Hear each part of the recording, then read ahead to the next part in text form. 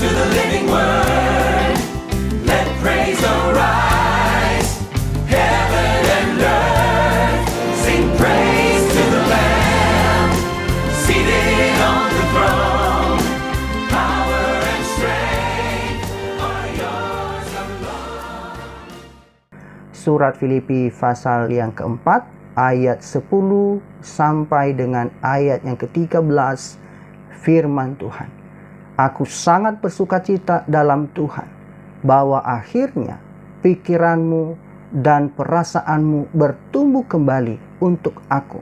Memang selalu ada perhatianmu, tetapi tidak ada kesempatan bagimu. Kukatakan ini bukanlah karena kekurangan, sebab aku telah belajar mencukupkan diri dalam segala keadaan. Aku tahu apa itu kekurangan, dan aku tahu apa itu kelimpahan.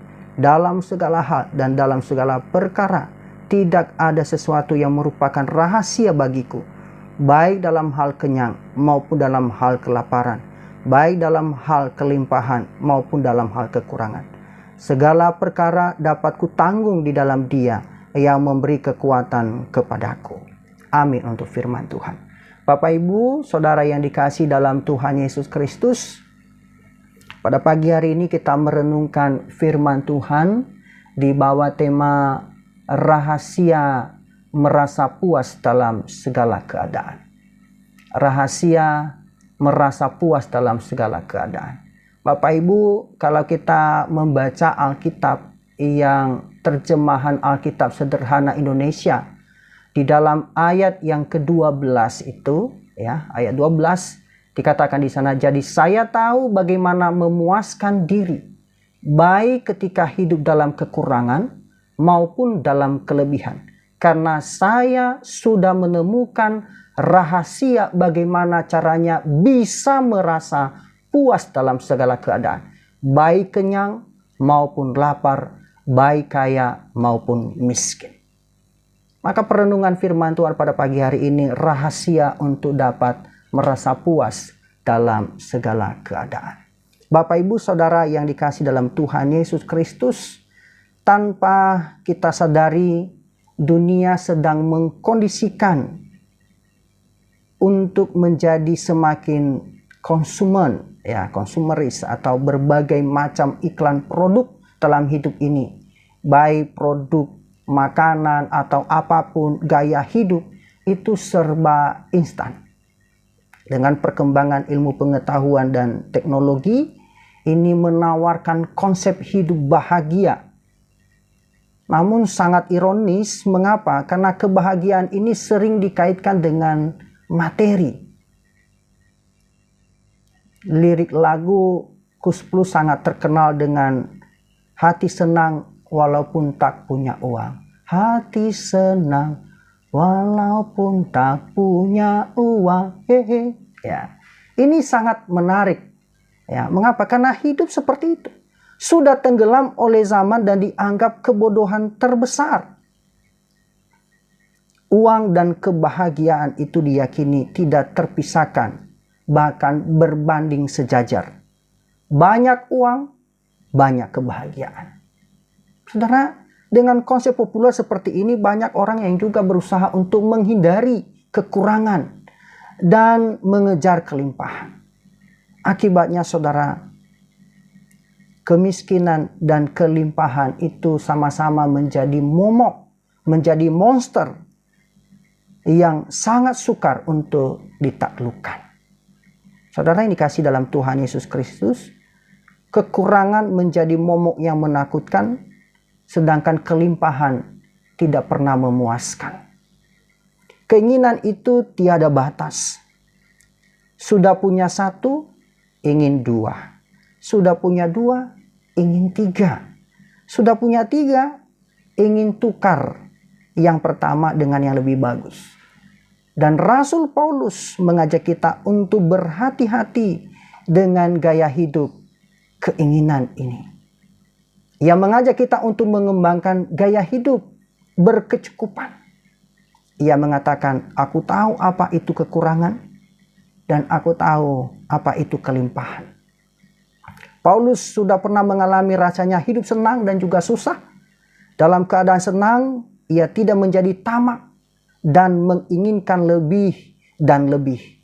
Sebaliknya dalam kekurangan ia belajar menerima keadaan. Dan juga Paulus tidak pernah mengeluh atau menyalahkan Tuhan. Tetapi ia percaya kepada Tuhan bahwa Tuhan pasti memberi kesanggupan kepadanya untuk menanggung apapun beban hidup yang sedang dialami. Bapak, Ibu, Saudara yang dikasihi dalam Tuhan Yesus Kristus, kita tahu bahwa hal ini menjadi tantangan untuk kita. Apa yang disampaikan oleh Paulus di bagian ini sangat berhubungan dengan pemberian yang sudah dia terima dari jemaat Filipi. Sebagaimana juga kita sudah belajar dari firman Tuhan sebelumnya. Bagaimana jemaat Filipi memberikan dukungan, mengambil bagian dalam pemberitaan Injil yang dilakukan oleh Paulus untuk mendukungnya secara finansial dan material kepada Paulus. Kalau kita melihat kita membandingkan di pasal 1 ayat 5. Ya, artinya ada persekutuanmu, ada partisipasi atau mengambil bagian. Mereka bahkan mengutus Epafroditus untuk mengantarkan bantuan sekaligus juga menemani Paulus di dalam penjara. Kalau kita melihat di pasal 2 ayat 25. Maka kalau kita melihat di sini Paulus sebagai tahanan rumah tidak dimasukkan ke dalam penjara atau sel, maka aktivitas Paulus pun sangat terbatas. Kemanapun dia pergi selalu ditemani oleh seorang prajurit dengan borgol yang ada di tangannya atau dengan kalung. Dalam situasi seperti ini keberadaan Epafroditus yang adalah utusan dari jemaat Filipi itu sangat diperlukan. Dan melalui Epafroditus mengirim pulang kepada jemaat Filipi dengan membawa surat yang berisi ucapan terima kasih. Dan yang menarik adalah cara Paulus mengungkapkan atau menyampaikan terima kasih kepada jemaat Filipi di sini. Ucapan di sini sama sekali bukan hanya sebatas lip service atau hanya basa-basi. Tapi di sini Paulus memanfaatkan ucapan terima kasih ini sebagai kesempatan untuk mengajarkan bagaimana cara perspektif rohani yang benar tentang materi. Respon Paulus terhadap bantuan yang ia terima mencakup beberapa hal. Yang pertama, Paulus lebih melihat Tuhan sebagai sumber berkat. Kalau kita melihat di ayat 10a. Dan di bagian ini Paulus pertama-tama mengungkapkan sukacitanya yang besar di dalam Tuhan. Yang kedua, Paulus juga lebih menyoroti perhatian jemaat daripada bantuan mereka di ayat 10b. Dan yang disyukuri Paulus adalah pada akhirnya jemaat dapat memberikan perhatian kepadanya lagi. Ada kesempatan untuk memberi atau tidak, bagi Paulus itu bukanlah masalah. Yang penting di sini adalah selalu ada perhatian. Yang ketiga, Paulus tidak mengeksploitasi kekurangannya di ayat 11a. Ungkapan Paulus pada akhirnya di pasal 4 ayat 10b ini kadangkala berpotensi untuk disalah tafsirkan, seolah-olah Paulus sedang menyindir mereka yang sudah lama tidak memberi bantuan lagi. Kalau dalam bahasa Jawa itu sering diistilahkan tumben. Tiba-tiba. Kok bisa? Nah, untuk menghindari hal ini Paulus menegaskan bahwa ia mengatakan itu bukan karena kekurangan dan meminta perhatian secara terus-menerus. Maka bagian pertama yang kita renungkan pada pagi hari ini, rahasia merasa puas dalam segala keadaan. Yang pertama, Tuhan yang memberi kepuasan atau sukacita luar biasa. Maka sukacita kita itu diletakkan pada Allah, bukan pada materi. Saudara, kalimat pertama yang diucapkan adalah aku sangat bersukacita di dalam Tuhan. Paulus bisa saja memulai dengan ucapan terima kasih.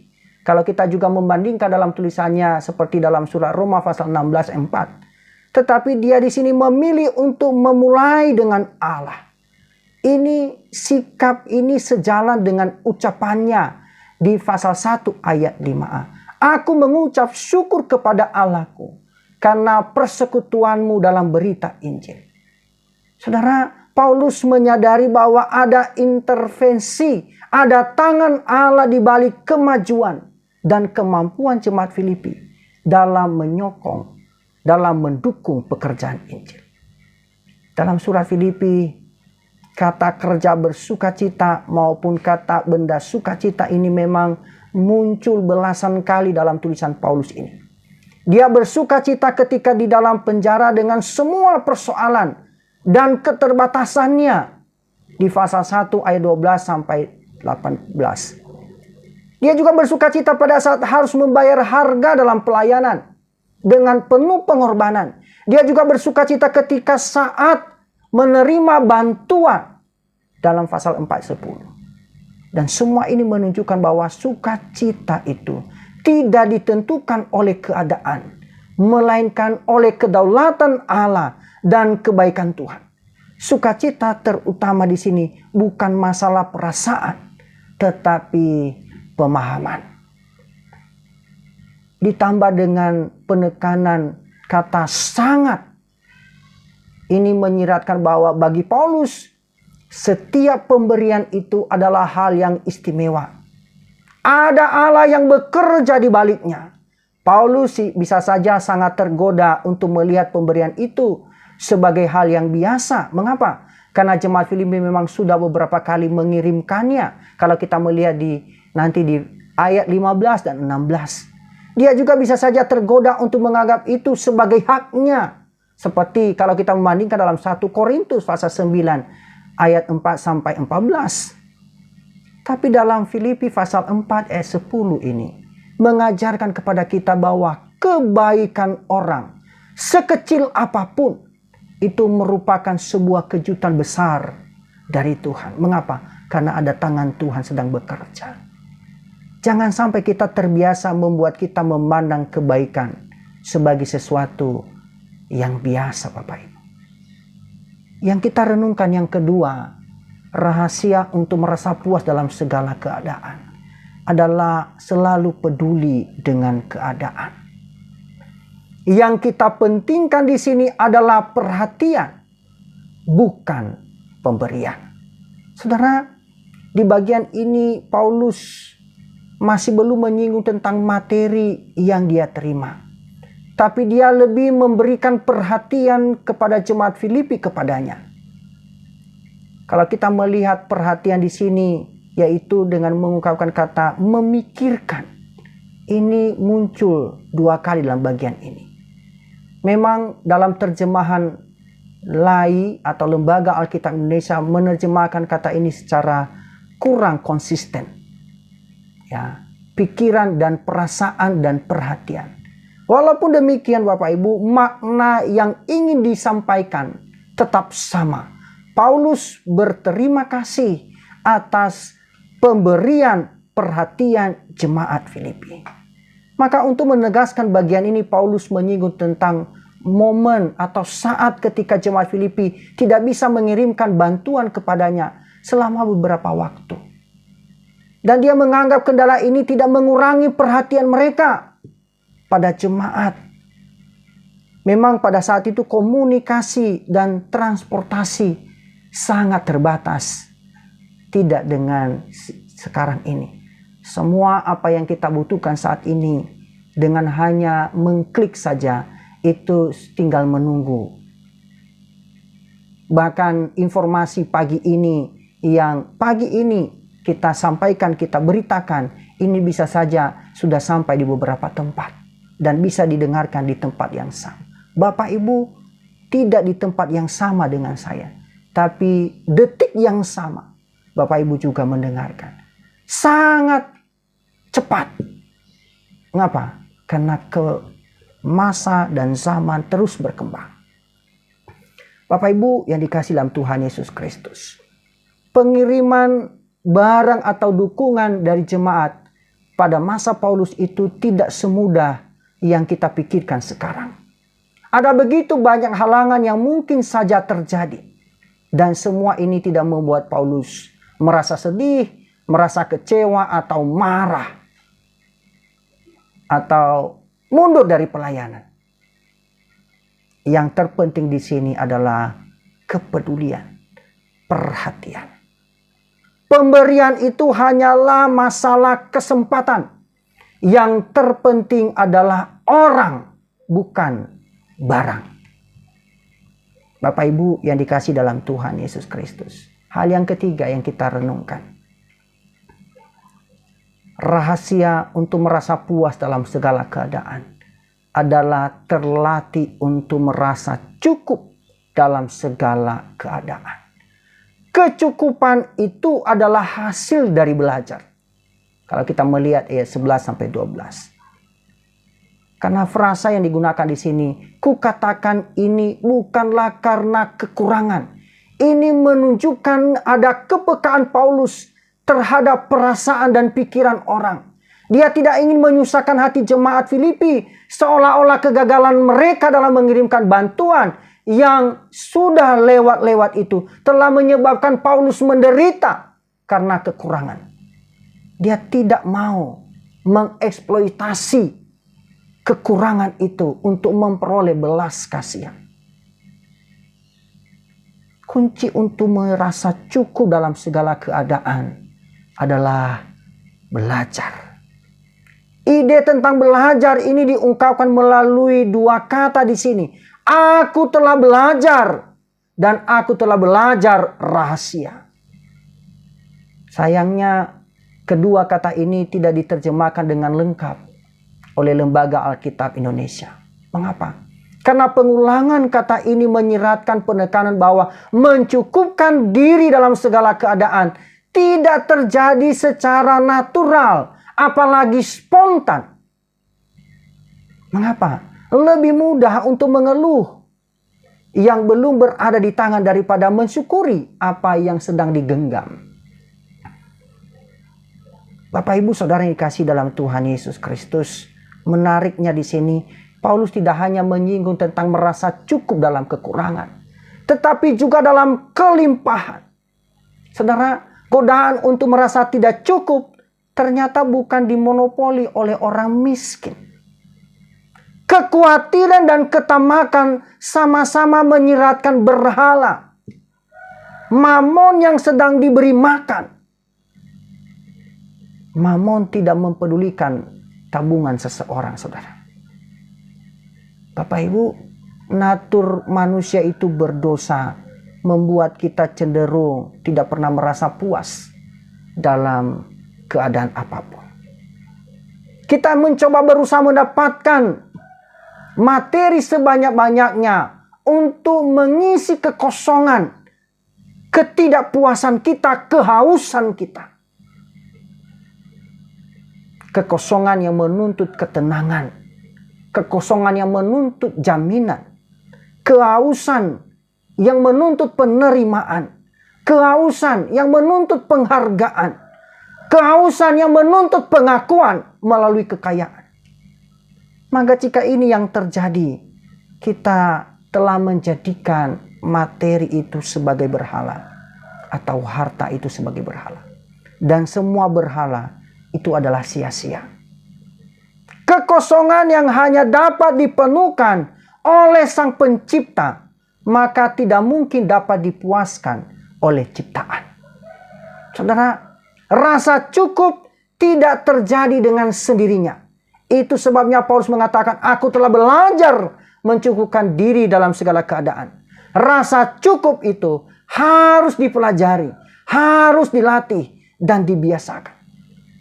Saudara, ketika kita melihat gelas berisi air setengah, maka biasakanlah melihatnya sebagai setengah penuh, bukan setengah kosong.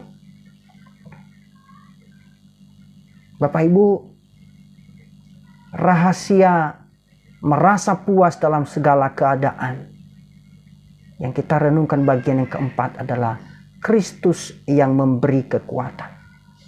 Menanggung semua di dalam Kristus. Saudara, ayat 13 ini merupakan ayat yang termasuk salah satu teks yang paling sering disalahpahami. Mengapa? Karena banyak orang percaya menggunakan ayat ini sebagai jaminan bahwa mereka pasti akan mampu membalikan keadaan. Persoalan akan hilang jika mengandalkan Tuhan. Saudara, penafsiran seperti ini kurang menjelaskan apa yang dimaksudkan oleh Paulus. Saudara, yang penting bukan kekuatan untuk mengubah atau membalikan keadaan, tetapi bertahan dalam semua keadaan dengan pemahaman teologis yang benar. Dengan pemahaman iman yang benar. Kita memerlukan anugerah kekuatan dari Kristus dalam keadaan kekurangan maupun dalam kelimpahan. Kekurangan itu bisa menyeret kita pada kekhawatiran dan juga bisa menyeret kita untuk mengambil milik orang lain, menjadi pencuri. Kelimpahan juga dapat menjebak kita pada kesombongan dan dalam ketamakan. Maka bagaimana untuk mengobati kekurangan dan kelimpahan adalah sama, yaitu bagaimana kita berada di dalam Kristus. Ada di dalam Kristus. Hanya itulah yang bisa memenuhi kekurangan kita dan memberikan kita kedamaian di dalam kelimpahan. Frasa di dalam Dia lebih tepat sebenarnya dengan pengertian melalui Dia. Dan yang disorot di sini oleh Paulus adalah memang lebih kepada bagaimana otoritas Kristus dan posisi kita ketika berada di dalam Dia. Kita aman, kita bisa hidup, kita bisa melakukan segala sesuatu karena berada di dalam Dia. Mengapa? Kalau kita tidak berada di dalam Dia, apa yang kita kerjakan, apa yang kita lakukan, apapun yang kita rencanakan, semuanya sia-sia. Jadi penekanan di sini adalah terletak pada posisi kita, keberadaan kita di dalam Kristus. Walaupun demikian, tentu keadaan itu tidak sekedar statis Bapak Ibu. Akan terus dalam tahap kesempurnaan. Keadaan ini bukan hanya dalam berbagai macam konsep teologis atau dalam keyakinan iman kita. Tetapi Kristus secara pribadi memang memberikan kekuatannya kepada kita. Mengapa? Karena ada bentuk kata kerja di sini. Bahwa ada kesinambungan karya Kristus di sini. Dia terus-menerus berada di dalam kita dan terus bekerja melalui kita, dan olehnya kita bisa hidup sesuai dengan apa yang dikehendaki oleh Allah. Kita tidak hanya berada di dalam Dia, tetapi juga menikmati kekuatannya, otoritasnya, anugerahnya dalam hidup kita.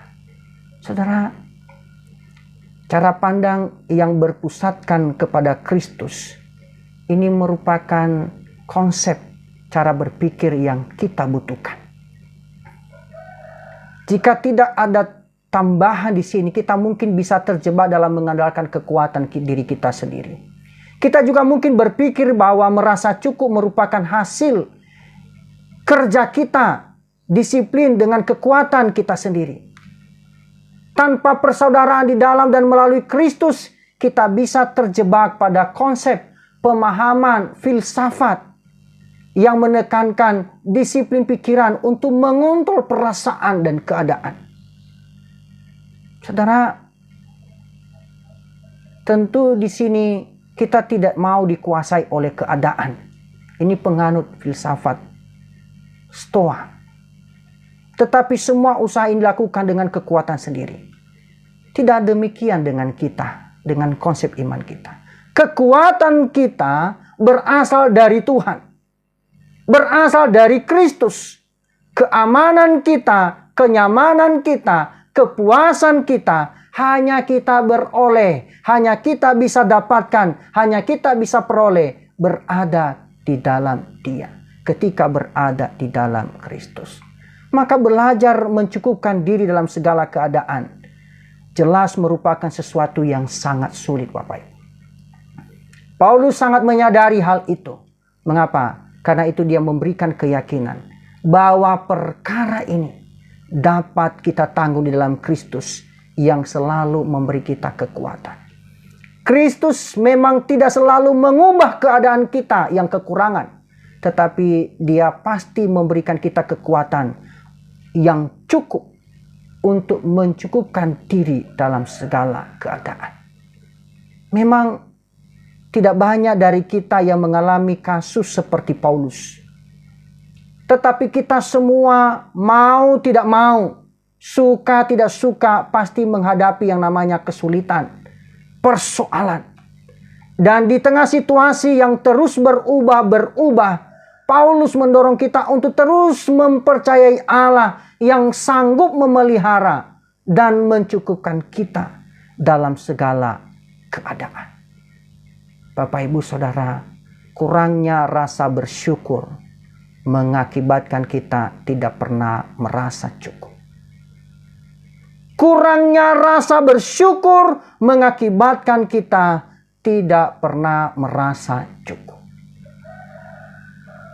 Biarlah Tuhan yang memberikan kita kepuasan. Tentu kita tahu itu, bahwa kita tidak merasa puas dalam segala apa yang kita capai, yang kita inginkan, mau dan mau dan mau terus. Tetapi hanyalah Tuhan di dalam dan melalui Kristus yang sanggup memberikan kita kepuasan. Amin.